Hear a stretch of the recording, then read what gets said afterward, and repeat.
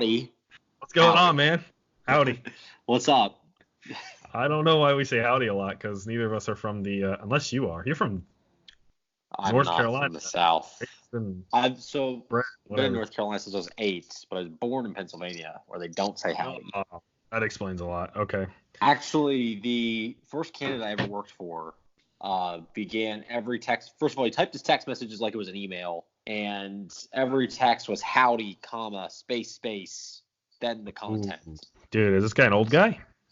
No, he's just from Texas. Oh, God. Hope he's not listening to my podcast. No, there's like 10 people listening to our podcast, and none of Actually, them- we'll talk about some viewer numbers afterwards. They might pleasantly surprise you. Really? Yes. Well, relative to 10. It's more than 10.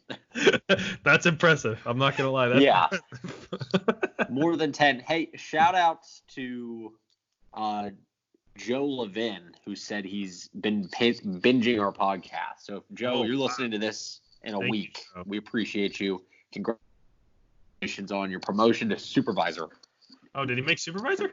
Yeah, he did, and he owes me a 6-pack of beer. Okay, let's keep that on record then. That's important. Speaking of beer, What are we working with? we are talking about, this is our final episode, or our final kind of preview of the top 4 candidates before the Iowa caucus. We'll do an episode before the Iowa caucus, but this is the last one focusing specifically on a candidate. So Pete Buttigieg is who we're going to be talking about. So actually, I was able to find an interview where he named his favorite beer. Oh, there we go. Which is what I got. So I've actually had this before. It's a craft beer. It's Bell's Two Hearted Ale. Wait, what? Bell's is the brewery, and then it's called Two Hearted Ale. I don't even understand. It's Is a it pale good? ale. Yes, it's very good. They serve it if you like. They have it at some places here in Charlotte. Did you say Bells to Harden or to Harbor? Heart like heart, like the Grinch in the heart. Heart it. Bells to Hearted? Bell's. Two-hearted, like the number 2. Okay. Yeah, that TWO. fixed it for me. I got you. TWO, Two-Hearted Beer. Wow, he would like something weird like that. That's crazy. Bell's Two-Hearted Beer. Yes. Where's that from? Good question. They sell it here. It's actually pretty popular. Let me see. Website. I don't like this whole doing the podcast over Skype. I don't get to try any more beers anymore. You can't. Let's Yeah, set this is awful. not my first drink of the night. Michigan. Kalamazoo. So he said that was his favorite one. I'll have to try it. That's cool. Yes, he said he loves him some Bell's Two Hearted. Check it out. Beer. I mean, man, he's a romantic. What can you Pretty say? good. Two-hearted beer. Yes. That's it. To be honest with you, I just don't like that name. It's too hard to say. It's too many words going on. Yeah, I don't know what it means, but it's an American style IPA. Good for Mayor Pete. He's bringing new beers to my life. I'll try it out. He likes hoppy beers. Hoppy beers. That's an IPA. Cool. Well, I'll try it out this weekend then, in honor of Mayor Pete. Yep. In honor of good old Pete. Cool. 7% alcohol, by the way. Just FYI. 7%. That's basically what he's polling. So. Yep. So that Also, works. last week, we talked about the Conor McGregor fight. He did win. Very exciting times. Oh yeah. Just thought I'd plug that. Yeah, Conor, your favorite UFC fighter, also endorsed a politician. So that was pretty interesting.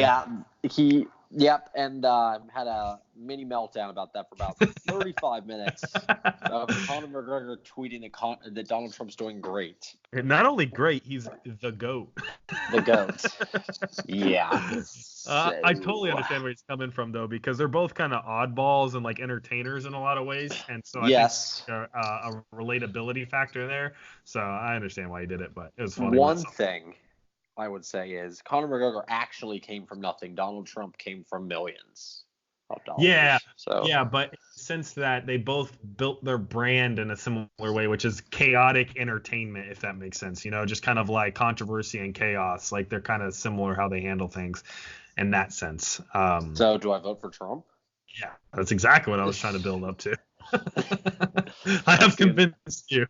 That's the endorsement. Yeah, you got me. I got you. I was waiting for my opening. But yeah, the Conor fight was great for anyone who likes UFC. Highly recommend watching that 40-second fight. If you didn't pay for it, congratulations. You saved yourself some money. But it was a pretty interesting fight. Sorry, Cowboy. Last thing on that, Yeah.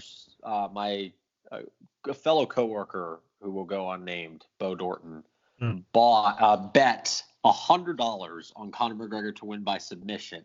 Oh my gosh, who bet that? Something Sorry, that Conor Bo. McGregor has never done in his Shoot. UFC career. The story was that the odds were 22 minus or plus 2,200. So Oh wow. if Bo had won, he would have won $2,200. Hey, it could have happened. I mean, honestly, it could have, but it definitely did not happen. No, it definitely did not happen. It never has happened again. And the story was that he was drunk in a lake house and he couldn't watch the fight, so he wanted to bet on it. Saw the odds on submission and just threw $100 on it. Go Bo. That's not the way to bet right there. Yeah, let's go Bo. Hey, we bet money on the second round knockout, and lo and behold, it was 42nd knockout. That's true. I actually netted $15 off that. Anyways, let's talk about politics. I was the one that got us off track. Yeah. Pete Buttigieg. He is the top, arguably right now, I'd say definitely in fourth place. I haven't looked at the polling today, but I think he's polling around like 8% nationally. Is that right? Yeah, that sounds about right. If you were to pull up 538, I am Real Clear Politics. On Real Clear Politics. Yeah, I think he's fourth out of the top four for sure. He's definitely fourth, but not by much. Oh no. What happened? I guess it's just because alphabetically, but apparently with the average polling, if you look at the RCP average, it's 7.7 right now between him and Bloomberg. Wow. Well, actually, I'm surprised Bloomberg's doing that well. We're going to have to shift gears, man. Buttigieg isn't top four anymore. We have to go to Bloomberg. Wow. No, but dude, this is what's crazy to me is Bloomberg has not participated in any of the debates. He's purely peppering the airwaves. Like he spent an insane amount of money, more than every candidate combined. If you take Tom Steyer out of it, he spent way more than them. And he's just, I mean, you've probably seen ads on YouTube, Facebook, news. He's just trying to, I don't really know what his end game is, but man, he is peppering the airwaves with his name. It's crazy. So I see ads for him a lot. I bet you do too, on YouTube and Snapchat and all that stuff. Actually, ironically, I don't think I do. On Facebook, I used to see Tom Steyer and I all, and then on YouTube, I only ever see like Donald Trump type YouTube ads, or I see. What are you watching? Dude, I don't know. Something that makes people think I like Trump, I guess. I don't know what. Look at my history. There's probably not one video on there that's like, yeah, Trump destroyed. So there's a Super Bowl prop bet for if a Michael Bloomberg commercial will say the word Trump, if he'll actually say Trump's name. Why is that a bet? Because I've noticed this. He's run commercials during the playoff football game. So I assume he'll do one during the Super Bowl or a couple. Okay. So it's whether or not he'll actually mention Trump or he'll just try to be a moderate billionaire. But what is his end game? Well, I guess we're talking about Buttigieg, but just for the next minute, Bloomberg. What is is he trying to actually win the nomination? Is he trying to set himself up for a third party? What is he like? I actually think it might be actually a little altruistic. I think he's trying to drain Trump of money. Really? I don't know how that works. I don't see how that works. If he's polling at 7%, I mean, that's not that bad. Yeah, see, but you go to a Bloomberg supporter and you're like, wait, why do you support Bloomberg? I don't know, man. He's a businessman, billionaire. Why do you not support Bloomberg? Yeah, but I mean, what policy ideas does he have, I guess, is the idea. Like, I guarantee if I were to sit through all his ads, the only thing he would keep beating away at is you need a businessman to beat a businessman. And that's about all you know. And I've never even seen one of his ads. I'm just assuming that's his angle. So I guess a CNN poll from yesterday, I see Sanders, Biden, Warren, Pete, and then Bloomberg. So I guess Bloomberg has placed himself in fourth place or fifth place. I would definitely say Buttigieg is a solid fourth place. I think Bloomberg is a fluke fourth place. So I'm still fine with Buttigieg. He's only targeted Super Tuesday states though. So that's the thing. Like, he's not going to be on the first four anyways. Yeah. Dude, it's weird. Which is the only states Buttigieg is going to do okay in, so that's interesting. That is true. Not South Carolina. Yeah, so Buttigieg, he really is only. I mean, I guess we'll do some backstory eventually, but just as a foreshadow, his only claim to fame right now seems to be the first couple of states are liking him. Iowa, New Hampshire, a tad. But after that, I don't think it goes good for him almost anywhere, man. It doesn't look good. No, and so I guess we should probably talk a little bit about his background, like we've done with. Yeah, I agree. We'll start the other three. The year of 1982. Mayor Pete, Baby God. Pete. Yeah, Baby Pete. South Bend, Indiana. South Bend, Indiana. He has a really prestigious academic background, right? Yeah. He served in the military. Yep. He gay. He actually, those are the highlights. That's pretty much it. I saw a quote from him that I thought was actually pretty funny. He said, "Yeah, I'm definitely the only because I guess his ancestry is Maltese or something. He's like Maltese, gay, veteran, mayor, and he adds like 10 different labels. He's like, yeah, I'm definitely the only one of that type that's running. He's like, honestly, labels get people like a preview, but honestly, it always comes down to what your ideas are, and kind of shifted towards it. And I thought it was pretty funny because people do is like, oh wait, you mean the gay one? Like that. I've had him reference that one so many times. I'm like, oh god. Yeah, the gay one. Gay one. It's like, geez, people. I mean, I think you and I have said this before. We probably agree. He's probably the smartest candidate on the stage. Extremely smart. So he has this military background and a corporate background as well, and this degree from Harvard, I believe. And he wasn't like on the front lines when he was in the military, but he only actually served. I mean, I shouldn't say only. That sounds like I'm downplaying it, but I just was surprised to find he was only in Afghanistan for like 6 months. It was like one quick term, and then he never went back. So like all those pictures you see, it really was kind of. It was during I think it was during his term his first term as a mayor, if I'm not mistaken. So it's pretty interesting. I mean, he was in reserves for longer. Don't get me wrong, but in terms of like on tour, it was for about 6 months from what I could see. Yeah, Buttigieg served for 7 months in Afghanistan as lieutenant in the U.S. Navy Reserve. Yeah. Yep. So. It's interesting though. Side note: this is pretty funny. He wrote a paper out of high school. Yes. 2000 or so, praising independent at the time House of Representatives Bernie Sanders for his political integrity and his revolutionary ideas, and how Sanders stood against money in politics. And there's some other things I think he referenced, and it's pretty funny now to think that they're running against each other 20 years later. It's crazy. So actually, when Pete started this campaign, he was actually probably more aligned with Bernie Sanders. Way more aligned. Very progressive. Which is why I enjoyed his stuff more in the beginning, because he was smart with it too. He was so smart with it, and I enjoyed listening to some of his stuff. But he definitely started more progressive when he announced his candidacy. That's for sure. Yeah, and so he had this idea, one thing, and I think he might still have it. Well, that's the problem. I don't know if he still has it. Packing the Supreme Court. Yeah. So here's my overall impression, and maybe we should go. I mean, well. He was a mayor for a couple of years, yada yada. Yeah, so and that's the thing. How much is there to really discuss?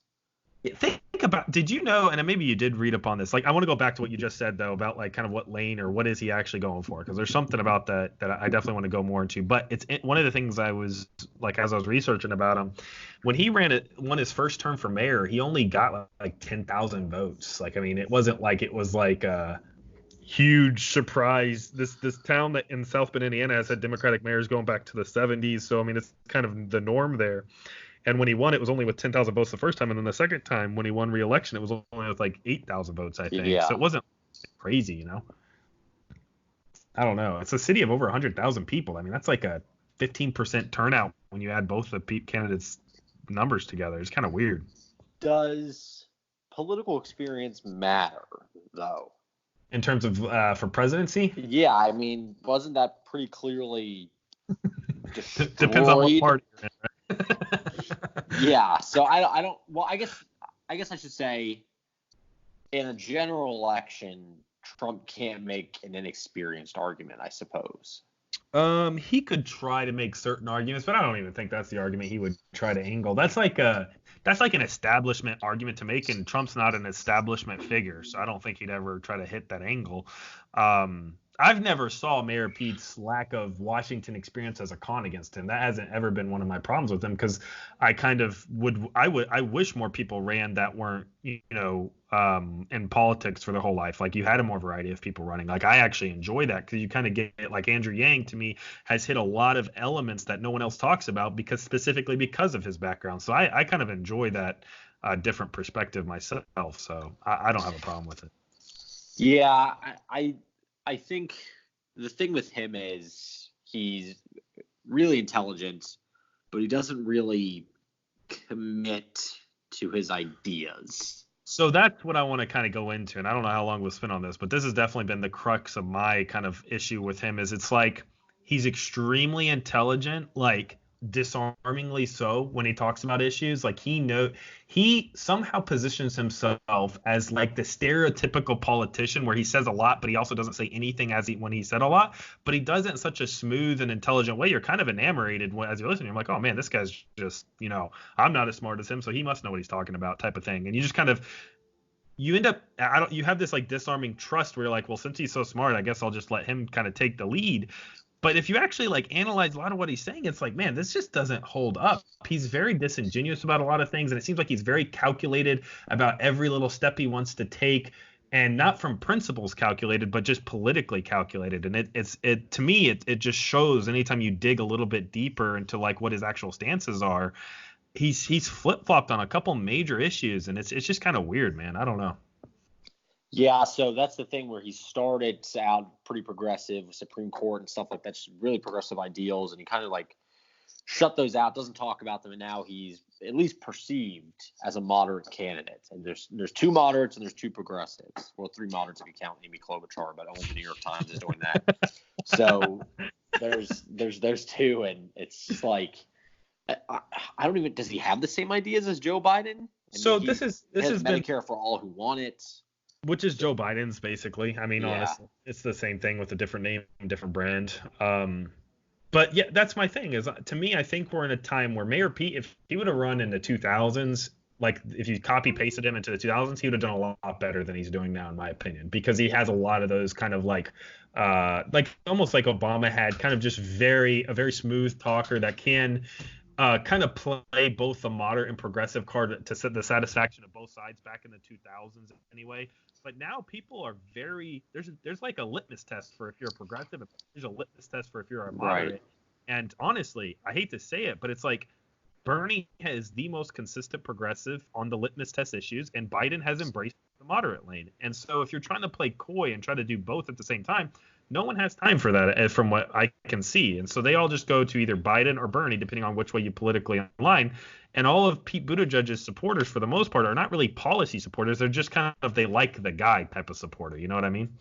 Right. And so good guy, intelligent, also the youngest of the top four for sure. Yeah. Right? I think that means something. He's half the age almost, Yeah, I don't know. This isn't really something we've talked about, but I think there is a concern with Bernie with the heart attack about his age. I think that is a fair point to make. Oh, sure. Any of them over 70. I mean, Biden. That's a big deal. Biden, maybe not. Elizabeth seems okay, but I'd definitely say Biden has had his issues where he just rambles and rambles and rambles. Yeah. So Pete doesn't have any of that. Nope. So he's all the way there. Yep. What does that mean? No screws are loose in the attic or whatever you say. Yeah. He might even be my second choice, to be honest, out of the four of them. Number one, is he flipping the Obama-Trump voters in the swing states? And number two, if he can't do that, could he attract that new coalition of voters that, Bernie Sanders or even maybe Elizabeth Warren could? See, I'll be honest, I don't see him ever beating Trump. There's too many holes he has. I mean, just you look at polling, the younger generation does not like him. Progressives do not like him at all. The African-American vote, I mean, oh my God, he's almost in the negative. Yeah, that's a problem. I mean, and he's gay. He has a lot he's gay, which would be a kick against a lot of like Republicans who are, evangelical conservative. There's no way in heck they're getting behind that, And so it's like there's no way this guy actually beats Trump. Anyone that thinks he would beat Trump is idolizing intelligence way too high up the priority totem pole. Because that's not what's going to be. He's not going to be able to stand with Trump and be like, look how smart I am, look how dumb he is, and win. Yeah, he is smarter than Trump. Oh, yeah. I think of the top four, honestly, him and Elizabeth have probably the hardest chance against Trump, I feel like. I can make the case for Bernie for sure. And even though I don't think it would happen, I can make the case for Biden to win just because he has that African-American support, right? Yeah. So you and I might disagree with his policies all day, but that counts for something. Yeah, no, I think so. If you take a look at the top four, obviously I'm somewhat biased, but it's also backed up by by polling and anecdotal experiences that I think Bernie stands the best shot personally. If you look at polling between what Trump supporters would be willing to also support Bernie, he's one of the support Democratic candidates. He's one of the ones that poll higher on that. I think him and Andrew Yang are the only two that actually break the 10% mark. Now, I don't remember when that poll was done. This could be outdated, so that might need to be updated. But based on memory, that's where it was. So my personal opinion is Bernie would do it. Now Biden, he certainly stands a chance at beating Trump hypothetically. I just think the way it'll play out is he'll get shattered. And then when it comes to Warren and Pete, I don't see a clear path forward for Pete, and I see a somewhat clear path for Warren, but I don't know, man. The way Trump does things is so unconventional that it's hard to predict. Right, and that's the thing. Yeah. It's like we don't know. Yeah. There's no way to know. I mean, I don't know. You could look at polling with the matchups and everything, but I'm not a fan of that. We're a year out. Trump hasn't lasered in on any one individual so hard now, and that's obviously going to affect the polling when it happens. You know? One thing is that Pete can raise money. Yeah, he definitely can raise money, but not enthusiasm. In the wine caves. Yeah, but I mean, do you know how much Hillary Clinton outraised Trump? I mean, money does. This is the part that this is again. I hate to be the Bernie guy, but it's like it's instead of the Bernie bro, I'm the Bernie guy. But I will. I'm the Bernie man. I hate to be. No, you're not a Bernie bro. I'm a Bernie. No, Bernie bros are like kind of incel-y. You're at least married. Oh gosh, I hope not. You're not a virgin, so you're not a Bernie bro. Oh man, oh shoot, what was I gonna say? What did you say right before this? He can raise money. Oh, he can raise money. Yeah. So you don't beat Trump by just being able to raise money, because Trump is obviously able to raise money, and he beat Hillary when he didn't have to raise money either. So to me, you beat Trump by, and we've had this discussion many times, but by bringing in a new coalition of voters and having an enthusiastic base. And to be honest with you, no one has that other than Sanders for sure. And I don't think Biden really has an enthusiastic base. I think he just has a base that is familiar with him, so they stand by him. But I don't know if you could say it's enthusiastically behind him. I wonder, the flip side is being, the mayor of a small town in the Midwest and a veteran, right? Yeah. I mean, does he? I don't know. I think the gay thing outweighs this, but could he appeal to smaller, more rural voters that generally can attract? So here's the thing. On paper, Mayor Pete has a lot of really good credentials from like a political marketing standpoint, right? I mean, being a small town mayor, his talking point earlier on that really should have been effective was, I think Washington should be run and look more similar to our small towns instead of vice versa. He's a veteran. He's very educated, very smart. He's kind of he has a lot of things you could point to that would bridge the gap between maybe some of those, he calls them Republicans with a conscience, that might follow into his camp. And the moderates, if you will. So, I mean, on paper, he does have a lot of those credentials, which is why it's so bizarre that he's not polling that good with so many different groups. It's just weird. Especially young people. And, though, I will say this, do people, dislike him? Or do they not know about him? Yeah, that's a good question. Is it name familiarity? I think I read a poll recently where there's definitely I think only 50% of Democratic voters even are familiar with him, to be honest with you, is what it was or something. So there might be some familiarity issues there, but I don't know, man. I don't know. I think if you're progressive, the progressive litmus test is very specific policies, and he mocks those specific policies, so he's out from a progressive standpoint. And if you're a moderate, honestly, I don't see why you would choose him over someone like Biden, because Biden has some of that stabilizing experience that you probably like if you're a moderate. And so I just don't know what his lane is. That's the problem. I don't really know how he breaks. Yeah, because if you want to make that moderate case, well, I can make it for both of them. You want to make it for Biden, at least he has African American support. He has people know who he is, right? Yeah. But with Mayor Pete, yeah, dude. I guess the flip side is people know who he is, but he also doesn't have a record that you can hit, which is probably a good thing. Yeah. He can raise money, and you can kind of if he goes to debate Trump, you wouldn't be worried that he would lose, I guess. Yeah. Right? Yeah. Not losing. I mean, I don't know. I don't know how you judge a debate anymore. Do you judge it by whoever gets the zinger or the one-liner, or who's more entertaining? Or I mean, yeah, any day you put Trump and Buttigieg down and have them take some type of IQ test or write about a complicated topic, and Buttigieg is obviously going to come out on top. But is that really what voters care about now? It doesn't seem like that's apparently not. Yeah. Are people actually undecided in a general election? I mean, is this a real? How many people? I don't know, dude. I feel like the bigger question would be not if you're deciding on if you're going to vote. I feel like you know who you're going to vote for. Yeah. But I agree.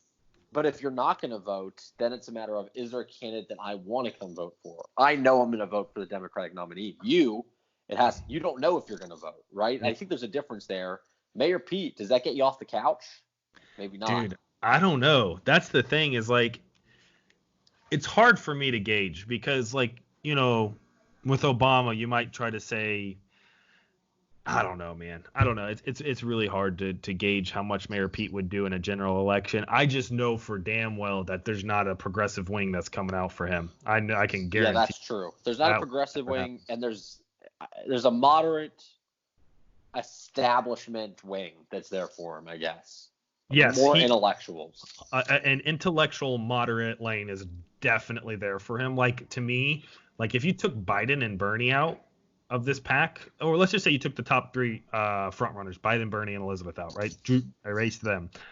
I really think it would have been between like a Buttigieg and like a Kamala Harris. I think they both would have polled way better than they did if you remove the top three people. But it's just there's two lanes right now, and there's two people filling those lanes very, very easily at this point. So and here's this: strip away, personality and history. Sure. If you put fundraising ability and policy ideas and intellect on the table, you take away everything else. Isn't Mayor Pete kind of the same as Hillary Clinton? See, maybe there's just couple policy and money. Yeah. See, that's the thing. That's annoying. He's actually worse than Hillary in some ways, in my opinion. And I mean, I know that sounds crazy, but it's like she didn't try to play. I mean, maybe I'm wrong because I wasn't following it as much back then, but she didn't try to fake progressives as hard as Buttigieg says. Like, he'll say all the time, I would have the most progressive administration for decades to come. Or he tries to. Actually, I would argue that's true. That he would have the most progressive? I mean, think who were the last two Democratic presidents, Obama and Bill Clinton? You don't think he's going to be a little more progressive? I think it's just the relativity of it. You're always moving that needle, right? So Obama had the Affordable Care Act. He would try to pass a public option. That's more progressive. Technically, that's more progressive than the Obama administration. That doesn't make him progressive. Yeah, I guess, yeah. So that's the differentiate I would have is there's, like, when I say progressive, I mean there's actually a progressive wing and ideology, right? No, he's not that. Yeah, but he's not that. He's making that argument, but he's trying to make it sound like he is from hey, if I go incrementally 1 inch further than the last guy, I'm progressive. And it's like, that's just playing quick and loose with the word progressive in my mind, because everyone knows what progressive actually means. It's like if you say you're fiscally conservative, there's built into connotations to that. So I don't know. I think Buttigieg is similar to Hillary in a lot of ways. I think he tried to stake a lane in being unique by saying we need to get rid of the Electoral College and redo the Supreme Court. But he hasn't talked about that for like 6 months, so he's probably backed off on that by now. And that's definitely gone. Yeah. And this can we're having this is nuanced, and we're kind of in the weeds on all four of these candidates. There's 11 months to go, and eventually someone's going to be the nominee, and it's going to be a lot that we're just going to be able to draw the contrast, because now we're just trying to pick a nominee. Yeah. But it's going to be Trump or one of these four candidates, right? I mean, really, at this point, Trump or Biden or Bernie. I mean, honestly, Warren and Buttigieg have been on a downward trajectory for the last 2 months. Yeah. You just can't have that happening. Right. And so it's going to be one of those two, and I think so. This is all going to be – it's a developing situation. Sure. But yeah, it's weird, man. I would say this is something I saw this tweet earlier that I thought was pretty funny. It said, hard to overstate how predictable talking to voters can be. Melissa from Iowa, a caucus for Bernie in 2016, then voted for Trump. She supports Medicare for all, but supports Buttigieg, but will likely vote for Trump again if Buttigieg doesn't win the Dem nomination. Okay. How do you reconcile that? I was like, wait a sec.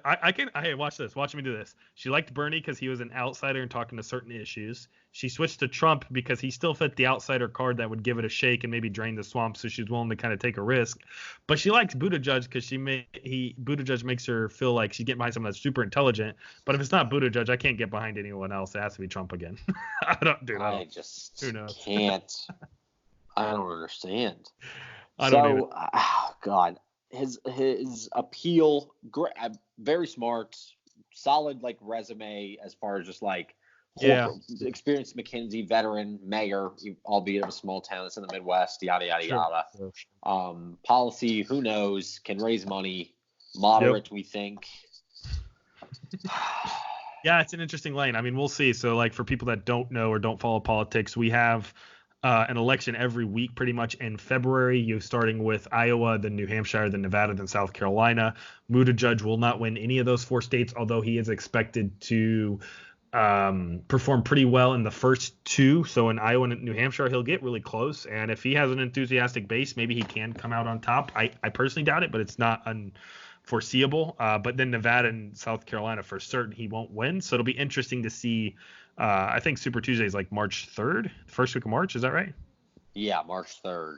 So I guess that's when he would drop out, right? Is when that happens and he ends up not winning a lot of the states. Is that traditionally how it works, or is there honestly, yeah, I think you see Iowa and New Hampshire. But here's the deal: if he gets destroyed in Iowa and New Hampshire, he's not winning South Carolina. I think he would drop that before South Carolina. You think so? Ooh, that'd be interesting. Yeah, I don't know why he would stick if he.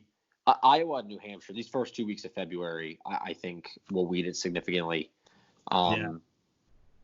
He would drop out. I imagine. But see, here's the thing: he could come in second. Like he totally could come in second in Iowa. Oh, totally. I don't think he will. So then what are you looking at? Like a close third, but yeah, like what happens if he comes in second in Iowa and maybe third in New Hampshire? It's like. At what point do you decide to drop out? I don't know. Yeah. Well, what happens if it's like, okay, Bernie wins, Biden second, Pete's third, but like it's all like within like 5 or 6 points. Like it's all super close. Yeah. And then we're just going to that's why I can see this being just really like drug out. That's what I don't understand. And I'm really interested to see is like what happens if as we progress, there's like it clearly in some ways becomes just between Bernie and Biden. But let's say Pete and Warren don't drop out because they are getting some traction. Like, when do you make that call when it's like, man, you hang up the hat and just endorse someone else, or you keep slugging it out? And what happens if it's split going into the convention? Like, I don't know how any of that stuff works, to be honest with you. Yeah, and I really hope we don't get that to that point. And then, so this is something I want to talk about. Not Mayor Pete, but kind of a segue. 2020. Yeah. Let's just fast forward. We get a nominee. Sure. It's awful. We get one. Yeah. Say that nominee wins. Yeah. Does Donald Trump leave and just go away forever? Dude, well, he definitely doesn't go away forever. He has a Twitter account. Yeah. That's going to exist till he dies. Dude, I don't actually know because I've seen people like I respect on Facebook that are Trump supporting conservatives, like people I actually like personally respect to like take advice from on like life issues and stuff. And like I saw some of them sharing posts where it's like if Trump gets impeached, you know, this could lead to a civil war. Da da da. And I'm just like, what in the world? Like that is so. Or sorry, I shouldn't say impeached, but removed from office. Yeah. I know what you mean. And just this like almost cultish fascination with Trump, and you're like, damn, like what happens if this man doesn't win and tries to do something stupid? Like how many people get behind him? Like I don't think it'd be as bad as you would think, but it's just kind of a weird thought to think of if he loses. Like, dude, I don't know. I honestly don't know. I just don't see him. I don't know. I could be speculating and just thinking the worst, but I just don't see Trump, based on everything we've seen the last 5 years here. Yeah. Just being like, oh, all right, I lost. I accept the results. Hell no. Something's going to be rigged. Someone's going to be out working an angle, and someone's going to be trying to take America and make it a socialist Venezuela. And he's going to hit every fear-drumming beat he can. I just don't really know. I'll be honest. Like, I don't want to be that like conspiracy theorist. It could be worst case scenario guy, but at the same time, it's like even with this impeachment stuff, like it's beyond obvious what Trump was trying to do and what happened and how he's stonewalling Congress so that they can't have the witnesses they need, and how he's totally guilty of needing to be removed from office. But not one Republican gives a damn. They don't care. They just spin, ignore. So it's like, well, hypothetically speaking, let's say the election happens and let's say there's some news that breaks out in Florida or Michigan or Pennsylvania or one of these swing states, right, where, was some of the votes rigged. I mean, when Trump goes all in to say, hey, it's rigged, we're not going to respect it. I mean, how many senators? I would like to say none of them get behind him, but I don't, dude. It's wonky town right now. He'd have to lose by a lot. Yeah, that's true. That's a very good point. And who's the person that could beat him by a lot? Dude, I mean, in my opinion, it's Bernie, but I mean, I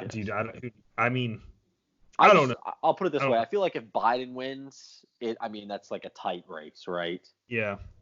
I think it would be less chaotic if Biden wins. I think there'd be more people that are like, okay, that's fine, whatever, we lost. They'd be like, the voter base of Trump would be a little bit more willing to do that. But if it's Bernie who wins and it's by a close margin, oh God, all hell breaks loose at that point. Yeah.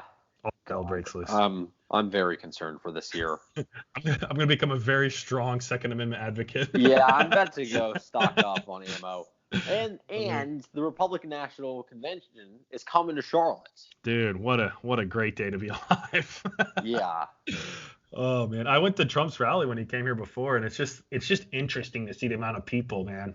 It's very fascinating just to see the enthusiasm behind Trump is a very interesting sight. He said, these were like, I remember before Trump, during Obama years, the good years. And there was this like sect of people, and like all the things that Trump was saying, like they thought it, and then no Republican would really say that, and then he said it, and like it just unleashed this monster. And the way he was able to like take like Republicans that normally would be like, oh, they're fiscally conservative, but would never like believe these things, and just crush them and get their like undying loyalty. It's almost like in the history books. That's a political lesson to learn. Really. Oh, it's fascinating. There's so many. Take over the party. Totally agree. Dude, honestly, like at one point we're gonna have to go over kind of the unfolding of the election and maybe watch some key moments. But it's like, it's insane to see how much Trump came in and took over, and it just, honestly, I think. It's hard to analyze it in a fair way, because I feel like the liberals' knee-jerk reaction is, well, kind of what Hillary Clinton said, the half of the country's a basket of deplorables, and there's just a bunch of racists that support Trump, and they're not really trying to understand a lot of the underlying issues of what caused that to take place. And I think a lot of Trump supporting people get a lot of bad raps, unnecessarily so, and there's a lot of really solid individuals who are hardworking family people who voted for Trump. And at some point you need to be like, hey, let me get my head out of my ass and figure out why and actually understand it, instead of just writing off half the country as racist white supremacists that are afraid of their country being overtaken by immigrants. Like, there's an element of that doesn't get understood properly. Like, I understand that for sure. Like, that's been my biggest harp against Trump and a lot of his supporters, is they're so quick to demonize immigrants, and it's just so disgusting. But at the same time, I think there's some validity people need to look into on terms of why Trump got so much support in the first place, and analyze it, because I think people underestimate that base of enthusiasm there. But are those, yes, I agree with all that, but are those can you ever get those people back as voters? Maybe some of them, right? I'm sure some of them will flip. This is what I would say, and I don't know if this is an answer to your question completely, but I have had plenty of conversations with people who support Trump and are Trump supporters, but they're tired of the lack of honor and integrity, and like, because honestly, you got to understand, a lot of the conservative base, for the most part, the actual people are pretty, I'm going to say morally conservative. You can take that how you mean. I'm not necessarily saying they're good people. I'm just saying they have morally conservative ideas. And I know what you mean. There's kind of an opening, I would say, within the Republican Party of trying to get back to more of like let's restore honor back into this, let's restore integrity back into this. The problem is they just don't vote leaders in that do that, and they justify the slimiest, most disgusting leaders like Trump. That it's like, look, at some point you're showing your cards by supporting this guy constantly. So I don't know how you flip that voter. Honestly, it's very weird to me.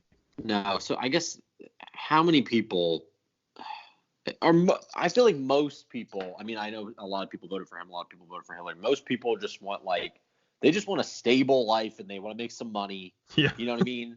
And just come Very home. And Very like true. he, I guess, appealed to the people who didn't have that stability and they voted for him. But like, there's also like there is a morality complex to this because you're talking like conservatively moral people. If you took away Donald Trump as a president, just said, oh, look at that guy on the street saying all these things, he's not morally conservative at all. No, And so he's that's the very. thing. I don't understand how they reconcile that. So let me try to, as much as I possibly can in the next 2 minutes, make the case from that perspective. People that are on that side of the aisle will not be happy with the way I'm going to do this because they won't think it's good enough, but I'll still do my best no matter what, even if we are different sides of the aisle. The idea is that the policies Trump implements will affect the country for generations to come. So if I'm pro-life and I think abortion is murder, then I'm willing to get behind a jackass who's committed adultery with every wife he's ever had and is a liar and a cheat and a con man. I'm willing to somewhat get behind that guy because the policies he implements when he puts Supreme Court justices in place will affect the country for the next 50 years. And so I'm okay with taking a temporary hit from a moral standpoint if it adds to a longevity and what I think are very important political realities, whether it comes to pro-life, whether it comes to the Second Amendment, whether it comes to the economy or trade. I think these policies will benefit everyone in the long term, and I'm for something that benefits everyone in the long term. And all the politicians, and we hate Washington because they never get anything done. There's always a gridlock, and they always like to virtue signal about how they're, up there to do the better, but then they come out millionaires after they've been in Congress. So obviously they're in it for themselves, and we want an outsider to go in and shake up all that, implement all the policies that we think are important, and you're not going to criticize our guy for doing stuff that you've been doing for all these years and now finally act like it's not okay. And so there's a lot of that mixed up in the Trump supporters' mind. It's not – a lot of people like to say, well, what do you mean by make America great again? Do you mean like go back to slavery? It's like, come on. Like that is – I'm not saying that's not like a dog whistle element to that. I understand that, but that's not where the majority of Trump supporters are thinking when they get behind him. There's a lot more mixed up into it. And to a Trump supporter – they're willing to take at least the evangelical block of it. They're willing to take a risk on someone who's morally almost reprehensible in certain facets, but they understand that most politicians actually are, whether they admit it or not. And I'm just going to get behind the guy that implements my policies regardless. And so I don't know if that makes sense, but that's kind of what I've heard. I guess it's hard for me to – I agree. I think that's probably correct. I guess it's hard for me to say what I would do if I was put in that position as a liberal voter. Take everything Bernie Sanders says, but he's just an asshole and says terrible things like Donald Trump, would I still be able to justify voting for him?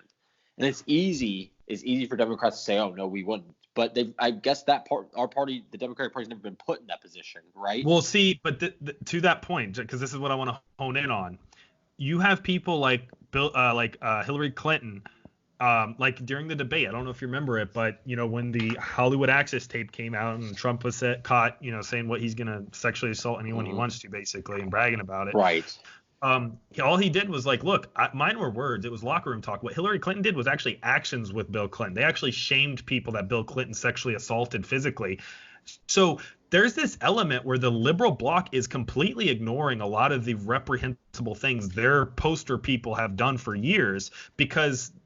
So like someone like Obama, right, had a ton of drone strikes during his presidency that killed a lot of innocent civilians. He also caged a lot of people who were coming from the South, but it never got spoken about. And so there's this element from the right that's very angry that the left is never willing to hold their own politicians to standards as long as the left sounds smart, sounds intelligent, and is pretty in front of the camera. But someone like Trump who's just out there awkwardly messing up and doing all these things, you suddenly are going to judge him for all the things you swept under the rug with your guys. And so it's kind of a weird element. I guess number one, obviously no politician on the left or right is like Donald Trump. So it's its own animal. Yeah. But the Hillary and Bill, and I think Bill never had to face an election after the Monica Lewinsky stuff, so we never got to test it. True. But his approval rating went up big time. Right. And then the Hillary thing, I don't even know where to start with her, because in 2016, I looked at it as, she's immensely qualified, right? Obviously more qualified than Trump. I don't think anyone most people would not disagree with that. Experience-wise, and then you look at all these things and like, Benghazi, like, is that true? The emails, whatever, but there's like, it just shifts into the story of like, how many things can you like explain away until you just have like this kind of not really corrupt, but this just like clearly self-serving career politician versus Donald Trump. Obama, I know the drone strikes and the kids in cages, it's not highly public, but again, I think just like the level of, I don't even want to say class, stability, I guess, in a leader. But that's the part that the conservative, and I actually agree with, which is why I'm a big fan of Bernie Sanders, but the conservative movement, in my mind, or the conservative bloc has picked up on is, as long as you're pretty in front of a camera, make some jokes, and get in with some celebrities, we'll sweep under these terrible things under the rug. But damn, if it's a conservative doing it, we're going to roast them at the fire as soon as it happens with the media and the Democratic Party. I mean, honestly, it's not a big deal to say there's double standards. Both sides has double standards. Like that's pretty normal to most people. And so it turned a lot of people off when they're trying to shame Trump for a lot of things that they have been doing for a while. Now, I'm not saying I would make this case because, man, I would roast Trump alive for being one of the most narcissistic people I've ever seen in a leadership position. So I personally would go really hardcore in and say he was evil. He is evil and narcissistic in ways that no other politician has been that I've seen that's been a president anyway. I would be willing to make that case personally. But I do get a lot of the Republican base wanted an outsider, man, and that left Ben Carson or Donald Trump, and you tell me which one drummed up more enthusiasm. Oh, God, Ben Carson. But now this is the thing. All that said, all things being equal, there is a candidate for the Democratic primary that has none of those negatives, has none of those things. He's had no scandals, no issues. Yeah. And it's Bernie Sanders. And Elizabeth Warren, same policies. She hasn't been around as long. That's okay. But there's just things she's done, the Native American thing, a couple other things that have done clearly for political gain. And say what you want about Bernie, but like I just don't see an instance. Maybe I'm wrong. Maybe I'm biased. Yeah. I don't see an instance where he's done something that's so like blatantly immoral or for self-political gain. No, not at all. And that's why I actually think he will attract a lot more conservative voters than you realize. Now, there's always the socialism drum that's going to get beat, and it's going to be very effective. Like it will be. And that's worth having that discussion. 100%. I'm actually fine with having that because I think a lot of our generation, our younger generation, has a bad view of capitalism in areas that it probably shouldn't be a bad view and has a favorable view of socialism that it shouldn't be favorable. I'm willing to have that battle all day long. But at the same time, there are ways we can look at other countries that have done things better than we do them and learn from them. And that to me is Bernie Sanders' core messages. It's like, look, other countries have figured out how to do certain things better. Why can't we also do that? And to simply label it as socialism when most of those countries are more capitalist than we are is a lazy argument. And so to me personally, when it comes to kind of character, consistency, and outsider and draining the swamp, Bernie fits that bill way more than most people realize, in my opinion. Right. And the thing is, and we've talked about this, I'm sure we'll talk about it more, is there's a scenario where he could monopolize the party in time. It's kind of similar to what Donald Trump's done. Yeah. No, I agree. I prefer that though. Give me a Bernie versus Trump party, man. There's no clear dividing lines. Get rid of this moderate bullshit where you're basically the same thing with elements of nuance difference. That is so irritating to me because that means it's rigged to its most foundational system to where no matter who you vote for, it's basically going to have the same outcome.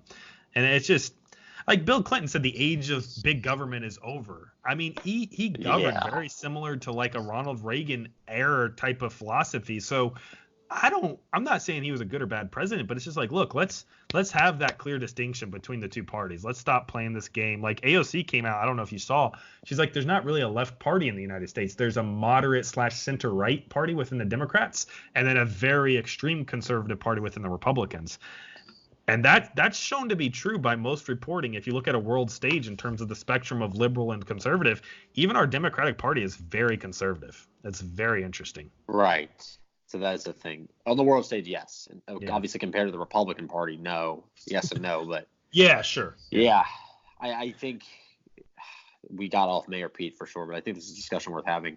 Yeah. And unfortunately, maybe that says more about Mayor Pete. That's all I have to say about Mayor Pete. I feel bad. Like Biden was like a 45-minute video, Bernie was like a 45, and then Elizabeth Warren barely creeped the 40, and now we're like Buttigieg is like 20 minutes, and then we talk. We have opinions. We have opinions. Buttigieg, my bad, man. He'll be around. Well, we'll see. He'll definitely make it longer than most candidates. He brings a lot of money. Bell's too hard to nail is good. He's gonna lose. I meant more like in the next 20 years. Like he's I mean, I don't see him going away. I could see him definitely being like in the cabinet or Secretary of State, or there's totally a path for that. 100%. Yeah. Especially for Biden or Warren if they got the nominee. I don't know if Bernie would give him anything, but I could totally see Biden and Warren giving him something. Dude, it'd be interesting. We can end on this thought. What do you think about Bernie choosing Tulsi Gabbard as a VP? Oh my God. I don't know if I could do 5 months of Tulsi Gabbard. Dude, that would be a crazy combination because they actually have a very similar. Yeah, but we need to. Yeah, I know. She also doesn't like Hillary Clinton. Did you see she's suing her? Yes. Did you see? I know that Hillary said that nobody likes Bernie. Oh yeah, she came out and she's like, nobody likes Bernie, and I don't think I can support him if he wins the nomination. I'm not there. Yeah, that's what Paul Ryan said about Trump in 2016. So Look what happened. Yeah, he was there. Look at us now. Although he retired. And here we are. Yeah, exactly. He retired. He was like, F this, I'm out. Yeah, I was gonna say. He literally retired from like the cushiest job of all time. Yeah, he gets benefits for life. Yeah, he's taken care of, man. Millionaire probably. Yeah, but it was funny when she came out with that. And oh man, there's so much to go in there. We don't have to, but I died laughing when I saw. We'll be. She had to. It'll be 20 more minutes. Like 3 hours of that. She tweeted out. She's like, my bad. Yes. Yeah. So next week, Iowa caucus. We'll probably have to deep dive that since it'll be only a couple days before it happens. Maybe we'll have to take this offline. Maybe about a live Iowa caucus or post Iowa reaction might be worth doing. I would like to do like let's end on this note. You actually said you'd bring it up. Listener views. What are we at right now? Do we have over 20? Is this going to be live? Oh, yeah, it's going to be live. Let's go. I want to see. Oh God, it was like 37. Woo! That's money right there. So the 37 people. All right, a little bit of it is just Andrew clicking it over and over again on Spotify, but you take away that. Take away the 30 of that. I'll have to look. So I didn't look at the by platform. It just says on the site we hosted on. It just says total, audio plays. So it doesn't. Sure. I didn't look at the breakdown. It has it, but I didn't look at it. Yeah. No, the reason I say that is because it'd be kind of cool to see if we have questions people have about just where we're at politically, the impeachment stuff, the Iowa caucus, whatever it may be, just random political questions, do an episode answering that. But I don't think we have enough people listening that would have questions at this point. So maybe that's a bad idea. We'll get there. Well, you'll cut that part out. There's people. I could care less. Well, I won't say that. I just enjoy talking politics. It's a hobby. Well, that's what you got me. So we'll figure out an plan, but that's it. That's it next week, I assume. Yeah, we'll start a new series or just another week-to-week podcast next week coming up with the Iowa caucus. Literally, I said this before we went live. Each week in February, there's a caucus or primary. So we're going to have a lot of reacting and analyzing. Yeah, that'll be perfect. Yeah. Primary season, and then it's a good time to start a political podcast. It is. Well, we appreciate everyone listening to this podcast that took like 20% of its time on Mayor Pete and the rest of it was just banter. So hopefully you enjoyed it. Totally worth it. February 8th, or is it February? When's the next UFC fight? 3rd. UFC, John Jones, February 8th. February 8th, for those of you that care. February 8th, John Jones. Watch him play a very boring 5-round fight where he wins based on a decision. It's going to be fun. All right, cut it. That's it for us. Cut it.